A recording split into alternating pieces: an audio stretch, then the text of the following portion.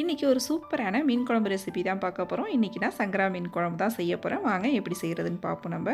இப்போ அதுக்கு 1/2 கிலோ சங்கரா மீனை எடுத்து நல்லா க்ளீன் பண்ணிவிட்டு அதில் உப்பு, மஞ்சத்தூள், மிளகாத்தூள் எல்லாம் சேர்த்து ஒரு 1/2 மணி நேரம் ஊற வச்சுக்கோங்க. அப்புறம் புளி வந்து ஒரு பெரிய லெமன் சைஸ் புளி எடுத்து கரைச்சி வச்சுருக்கேன். அதில் ஒரு 3 டேபிள் ஸ்பூன் குழம்பு மிளகாத்தூள், 1/2 டீஸ்பூன் தனி மிளகாத்தூள், 1/4 டீஸ்பூன் மஞ்சத்தூள், 1/2 டீஸ்பூன் சோம்புத்தூள், தேவையான அளவு உப்பு சேர்த்து நல்லா குழம்பா கரைச்சி எடுத்துக்குவோம். இப்போ குழம்பு தாளிக்கிறதுக்கு 2 டேபிள் ஸ்பூன் நல்லெண்ணெய் விட்டுக்குங்க. அதில் 1/4 டீஸ்பூன் வெந்தயம், 1/2 டீஸ்பூன் தாளிப்பு வடகம் சேர்த்து நல்லா பொரிஞ்சதுக்கப்புறம் ஒரு 3 பச்சை மிளகாய், ஒரு 20 சின்ன வெங்காயம், 2 தக்காளி பழம் சேர்த்து நல்லா வதக்கி விட்டுக்குங்க. வதங்கினதுக்கப்புறம் நம்ம கரைச்சி வச்சுருக்க புளி தண்ணியை சேர்த்து நல்லா ஒரு கொதி வரட்டும். கொதி வந்ததுக்கப்புறம் ஒரு 4 டேபிள் ஸ்பூன் அளவுக்கு தேங்காயை அரைச்சிட்டு சேர்த்துக்குங்க. கூடவே ஒரு மாங்காய் துண்ணியும் சேர்த்துக்குங்க கொஞ்சம் தேவையான அளவு. நல்லா மாங்காய் வெந்ததுக்கப்புறம் கடைசியாக மீனை சேர்த்து ஒரு 3 நிமிஷம் கொதிக்க வச்சு இறக்கணும்னா போதும். ரொம்ப நாளைக்கு கொதிக்க விட்டுறாதீங்க, அப்புறம் மீன் உடஞ்சிரும். ஒரு 2 செகண்ட் கொதிக்க வச்சு நம்ம அடுப்பை ஆஃப் பண்ணிட நம்மளோட மீன் குழம்பு சூப்பராக ரெடி ஆயிடுச்சு. நீங்களும் ட்ரை பண்ணி பாருங்கள்.